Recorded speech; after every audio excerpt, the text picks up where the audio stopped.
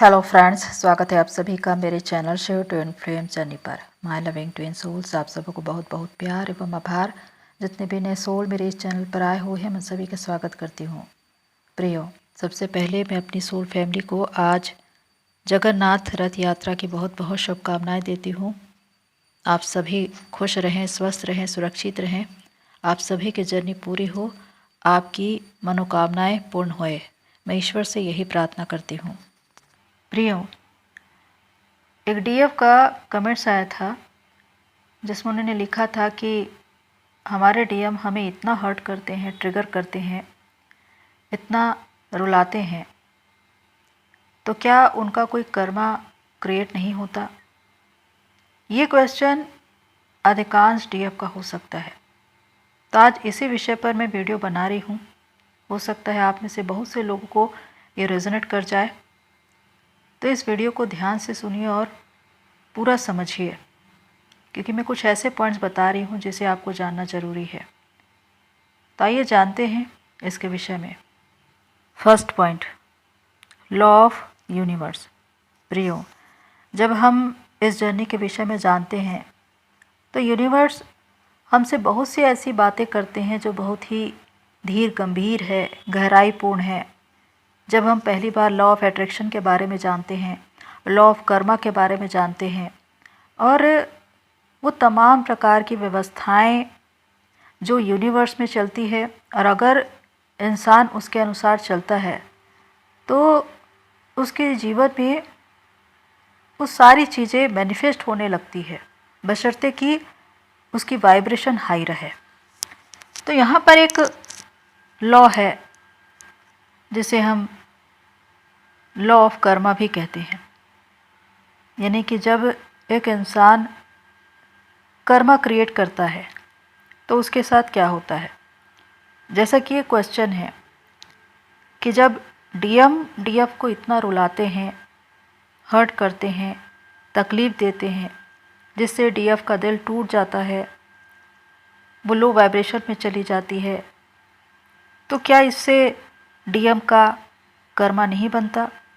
वास्तव में वो इसके अंतर्गत आते हैं, क्योंकि जो ब्रह्मांड की व्यवस्था है, लॉ ऑफ कर्मा, इसके अनुसार जो बीज आप बोएंगे वैसी ही फसल आप काटेंगे। अगर आप फूलों की खेती बोएंगे तो फूल ही मिलेंगे, अगर आप कांटे बोएंगे तो कांटे ही मिलेंगे। और व्यवस्था में भी ये लिखा है कि जो गड्ढा खोदे वो उसी में गिरेगा, यानी किसी के साथ बुरा करके कोई अच्छी चीज़ें नहीं पा सकता। जो उसने किया है मन कर्म वाणी से, वही उसके पास वापस लौटेगा। ये व्यवस्था है यूनिवर्स की। तो इस जर्नी में होता यह है कि जब डीएम और डीएफ मिलते हैं, डीएफ जो हद से ज़्यादा इमोशनल है, प्यार से भरी हुई, दिल से ज़्यादा सोचने वाली और काम करने वाली, इसलिए वो अपने डीएम को सब कुछ समर्पित कर देती है। लव, केयर, इमोशंस, उसकी पसंद नापसंद का ख्याल रखना, उसके लिए हर एक चीज़ करना, फिज़िकली, मेंटली, फाइनेंशियली, हर तरह से उसे सपोर्ट करना। और इसमें उनकी एक बहुत बड़ी ईमानदारी होती है, लॉयल्टी होती है, कि वो सच्चे दिल से डीएम से प्यार करती है। लेकिन होता यह है कि ये जर्नी जो एक एनर्जी का गेम है, जैसे ही आप सामने वाले को ज़्यादा एनर्जी दोगे, वो रनर बन जाएगा और आप चेज़र बन जाएंगे। और यही होता है कि जब आपकी एनर्जी अनबैलेंस होती है तो आप चेजिंग में आ जाते हैं, आप उनके पीछे भागने लगते हैं, वो आपकी खुशी का आधार बन जाते हैं, आप उन पर डिपेंड हो जाते हैं और वो रनर बन जाते हैं। लेकिन इस स्थिति में किसी को भी मालूम नहीं होता कि वो ट्विन फ्लेम जर्नी में है। और यहाँ पर डीएम थर्ड पार्टी में भागते हैं, बहुत से डीएम की शादी हो जाती है, और इस प्रोसेस में डीएफ लगातार हर्ट होती रहती है, ट्रिगर होती रहती है, और कितनी ही डीएफ लो वाइब्रेशन में चली जाती है, dark night of the soul में चली जाती है। ये वो समय रहता है जब आपकी अवेकनिंग होती है, आपकी अवेकनिंग स्टार्ट होती है।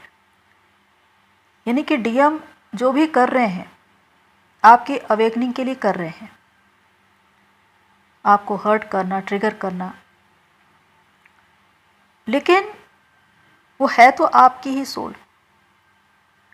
इसीलिए जो कुछ आपके साथ हुआ है वही उनके साथ भी दोहराया जाएगा। पर कैसे, इस बात को समझना है, क्योंकि डीएम जब आपको हर्ट करते हैं तो इसमें एक डिवाइन प्लान होता है, लेकिन आपको हर्ट करने के बाद वो खुद भी हर्ट होते हैं। Second point, divine plan. जैसे कि हम कहते हैं कि ये twin flame journey divine plan और डिवाइन टाइमिंग से चलती है, तो ये बिल्कुल सही है। डीएम एक डिवाइन प्लान के तहत आपकी लाइफ में आते हैं। उनके साथ जब आप यूनियन में होते हैं तो बबल फेज चलता है। उसके बाद रनर चेजर का एक गेम शुरू हो जाता है जहाँ पर आपकी अवेकनिंग स्टार्ट हो जाती है। लेकिन इस दौरान जब डीएम थर्ड पार्टी में भाग रहे हैं या उनकी मैरिज हो गई, ये बातें बहुत ज़्यादा तकलीफ देह है डीएफ के लिए, क्योंकि चाहे डीएम चाहे या ना चाहे, कहीं ना कहीं वो डीएफ को दर्द देकर जाते हैं, घाव देकर जाते हैं। भले ही ये एक डिवाइन प्लान का हिस्सा है, क्योंकि डीएम अगर किसी और से मैरिज करते हैं तो ज़रूरी नहीं कि वो खुद की इच्छा से करते हैं। बहुत से डीएम पर फैमिली का, सोसाइटी का प्रेशर होता है, न चाहते हुए भी उनको करना पड़ता है, और उनकी कंडीशनिंग कि वो एक लॉजिकल माइंड के हैं जिसकी वजह से उनको अलग कनेक्शन में जाना पड़ता है। और ये उनका एक पास्ट लाइफ कर्मा भी है जिसकी वजह से उनकी शादी कहीं और हो जाती है। और यही बात डीएफ को बहुत ज़्यादा दुख देती है, तकलीफ़ देती है। पर यहाँ पर अगर देखा जाए तो डीएफ का जब दिल टूटता है, उसके आंसू बहते हैं, तो यहाँ पर जाने अनजाने कहीं न कहीं डीएम भी अपना एक कर्मा क्रिएट करते हैं, क्योंकि उनकी वजह से डीएफ अगर रो रही है, तकलीफ़ में है, लो वाइब्रेशन में चली गई, तो ये पूरा का पूरा जिम्मा डीएम का होता है। यानी कि जाने अनजाने उन्होंने एक कर्मा क्रिएट कर दिया, और इसी को उनको पे भी करना पड़ता है, क्योंकि व्यवस्था सबके लिए एक है। अगर आपने किसी का दिल दुखाया है, आपकी वजह से किसी के आंसू बहे हैं, किसी को तकलीफ़ हुई है, तो इसका भुगतान आपको करना पड़ेगा किसी न किसी तरह से, और कभी न कभी, क्योंकि ये एक डिवाइन टाइमिंग है, ये चलती है। इसी वजह से जब डीएम की अवेकनिंग शुरू होती है तो उनको भी ट्रिगर करने वाले, उनको भी सोल शॉक देने वाले कोई न कोई किसी न किसी रूप में उनके लाइफ में भी आता है। तब डीएम को वो सारी बातें समझ में आती है कि जब उन्होंने डीएफ का दिल दुखाया था तो उनको कैसा लगा था। वो सारे दर्द को जो डीएफ ने सहा, उसे वो अपने अंदर सहते हैं।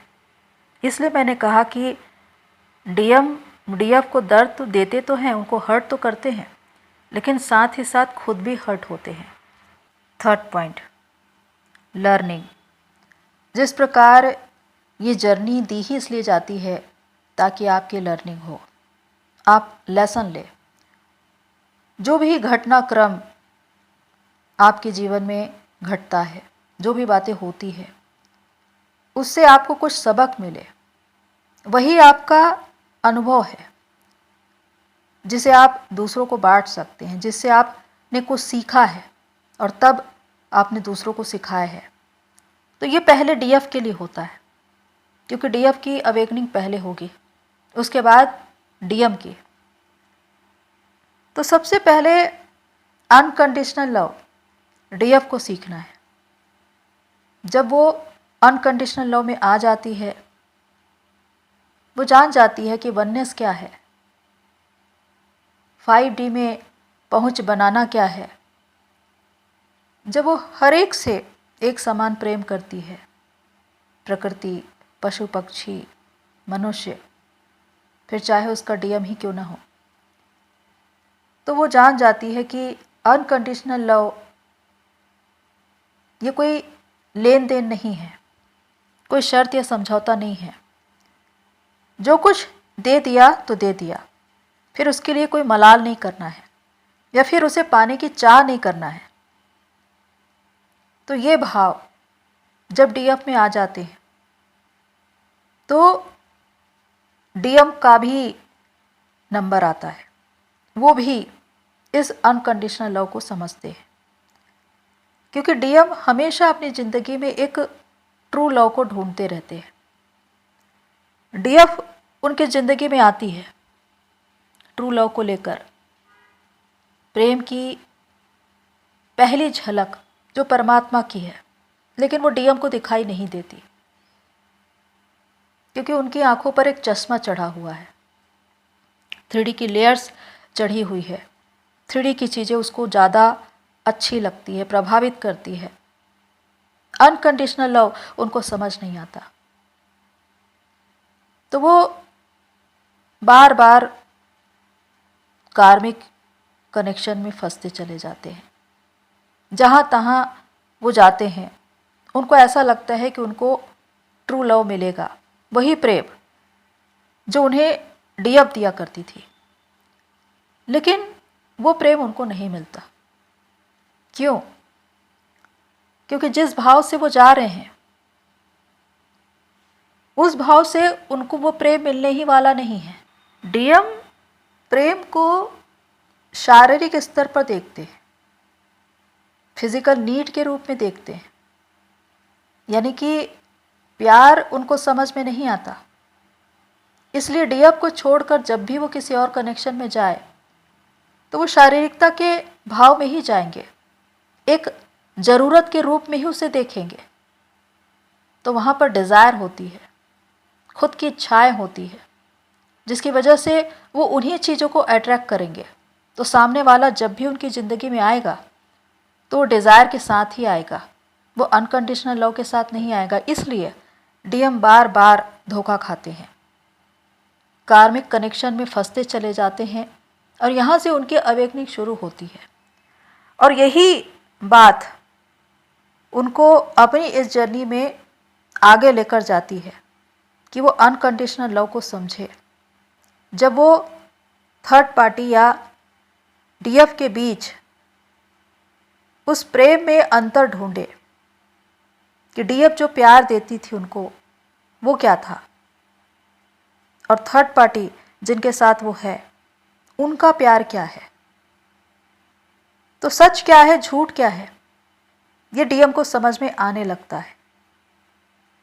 यानी कि डीएम उस सच्चाई से रूबरू होने लगते हैं जो वास्तव में डिवाइन उनको दिखाना चाहते हैं, ये समझाना चाहते हैं। और ये आप खुद से एफर्ट्स लगाकर नहीं कर सकते, या ये विश्वास आप डीएम को नहीं दिलवा सकते जब तक डिवाइन न चाहे, क्योंकि ये निर्भर करता है आपकी अवेकनिंग पर। जब आप पूरी तरह से जागृत हो जाएं, अनकंडीशनल लव को समझ जाएं, तब जाकर इन बातों को डीएम समझ पाते हैं। जब उनकी अवेकनिंग होती है उनको भी लेसन मिलते हैं। फोर्थ पॉइंट है डिवाइन कनेक्शन। जिस प्रकार हम कहते हैं कि डीएफ डिवाइन से अलाइन रहती है क्योंकि उनके अपर चक्रास एक्टिवेट रहते हैं, इसीलिए जब डिवाइन उनसे कन्वर्सेशन करते हैं, वो सारे साइन एंड सिम्टम दिखाते हैं इस जर्नी के बारे में, तो डीएफ भली भांति उसे समझ पाती है, खुद पर काम कर पाती है, इनर वर्क करती है, इस जर्नी में आगे बढ़ पाती है क्योंकि वो विश्वास करती है। पर दूसरी ओर डीएम जिनको ट्रस्ट इशू होते हैं, तर्क वितर्क करते हैं, हर बात में प्रूफ मांगते हैं, जल्द किसी बात पर विश्वास नहीं करते, इसलिए उनकी अवेकनिंग थोड़ी लेट होती है। और ख़ासकर मटेरियलिस्टिक डीएम, एक जिद्दी डीएम जो 3D की चीज़ों के पीछे बहुत ज़्यादा भागते हैं, स्पिरिचुअल बातों पर विश्वास नहीं करते, इंटरेस्ट नहीं लेते, इसलिए कितने ही साइन और सिम्टम्स उनको दिखाए जाए वो उन पर विश्वास ला ही नहीं पाते। इसलिए उनकी अवेकनिंग पेनफुल होती है। हालांकि डिवाइन वो सारे साइन और सिम्टम्स डीएम और डीएफ दोनों को दिखाते हैं, पर बात है विश्वास की। जो विश्वास करेगा वो खुद पर काम करेगा, खुद को बदल पाएगा। और ये भी अवेकनिंग का एक सबसे बड़ा कारण है। इसलिए सबसे पहले अवेकनिंग डीएफ की होती है। 5th पॉइंट है जस्टिस। जिस प्रकार बहुत सी डीएफ कहती है कि हमारे साथ जो हुआ, डीएफ ने हमें हर्ट किया, हमें रिजेक्ट किया, हमारे साथ विश्वासघात किया, हमारे साथ जो भी हुआ, क्या इसका कोई जस्टिस है? तो इसका आंसर है कि जस्टिस तो होता है, पर वो कब होता है इसे आपको समझना है। जब भरी सभा में द्रौपदी का अपमान हुआ कौरवों के द्वारा, तो वो दुख से भरी हुई, कोप से भरी हुई बैठी थी और उसने कहा कि मैं कौरवों को कभी भी क्षमा नहीं करूंगी। और तब श्री कृष्ण जी आते हैं और वो सबसे पहले उनसे कहते हैं कि शांत हो, अपने मन को शांत करो, इस क्रोध की भावना से बाहर आओ और सामने वाले को क्षमा करो। उन्होंने ऐसा क्यों कहा? क्योंकि क्षमा प्रेम का दूसरा नाम है। जब आप सामने वाले को क्षमा करते हैं तो डिवाइन की व्यवस्था के अनुसार चलते हैं। जब आप खुद को शांत करते हैं, बंधन से मुक्त करते हैं और सामने वाले को भी मुक्त करते हैं, और इससे यह पूरा मामला डिवाइन के सुपुर्द चल देता है। यानी कि अब जो भी न्याय करेंगे वो डिवाइन करेंगे अपने अनुसार। तो अपने आप को खाली करना है, यानी कि उन तमाम नकारात्मक भावों से मुक्त करना है, क्रोध या कोप से बाहर आना है, सामने वाले को उनकी बातों के लिए क्षमा करके अपनी जर्नी में आगे बढ़ जाना है, ताकि अब न्याय डिवाइन करे।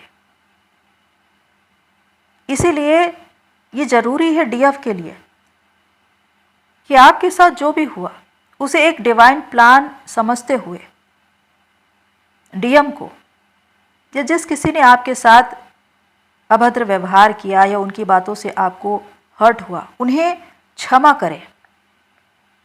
ऐसा करके आप खुद को शांत करते हैं, मुक्त करते हैं और अपनी जर्नी में आगे बढ़ते हैं। तब ये पूरा मामला डिवाइन के हाथों में होता है। अब जस्टिस डिवाइन करते हैं और उसका भी एक समय होता है जब डीएम की अवेकनिंग शुरू होती है, जब उनके साथ जुड़े हुए लोग कार्मिक बन जाए, उनको ट्रिगर करे, सोल शॉक दे, तब डीएम को लेसन मिलते हैं। उनको भी समझ में आता है कि जब उन्होंने डीएफ को रिजेक्ट किया, उनका साथ छोड़ा, तो उसने क्या महसूस किया होगा। उन्हीं सारी भावनाओं को वो खुद महसूस करते हैं। तो डीएम की अवेकनिंग किसी भी तरह से हो सकती है। उनसे जुड़े हुए लोग, उनकी फैमिली, उनके फ्रेंड सर्कल, उनके बॉस, उनकी गर्लफ्रेंड, उनकी वाइफ, किसी के भी द्वारा उनको ट्रिगर मिल सकता है, सोल शॉक मिल सकता है, जिससे उनकी अवेकनिंग हो। ये डिवाइन प्लान का एक हिस्सा है।